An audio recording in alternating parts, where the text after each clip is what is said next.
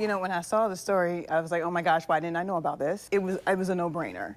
I said, you know what, that's where I'm supposed to be, that's where I'm supposed to serve. Tiffany Rose says this is where she felt a calling to help, at the Jacksonville National Cemetery, where more than 22,000 headstones stand at attention across the more than 500 acres of burial grounds. Because for me to give that final salute when they get buried, that's an honor for me as a military veteran. The U.S. Army veteran who now works at Mayport Naval Station now also serves with the Jacksonville Ladies, a group of volunteer companions for the deceased.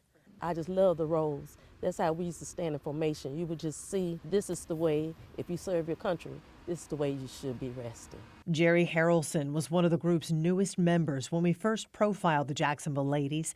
That day, she had no idea one of the deceased veterans she would honor was family to an old classmate in mourning. Wayne Spagner. Yay! I kept looking, I said, I know those pretty eyes from somewhere. How you doing? And we watched Jacksonville Ladies chairwoman Linda Edel that day when her presence was priceless, as she was the only one to thank a lone family member for his brother's service to our nation. And on behalf of the Jacksonville Ladies, all military families in our Jacksonville community, please accept our condolences on the loss of your brother. We want you to know how much we appreciate his service to our country, and we thank you and your family for your service as well.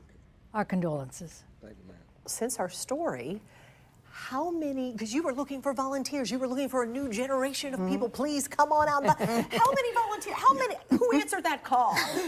About 115 women.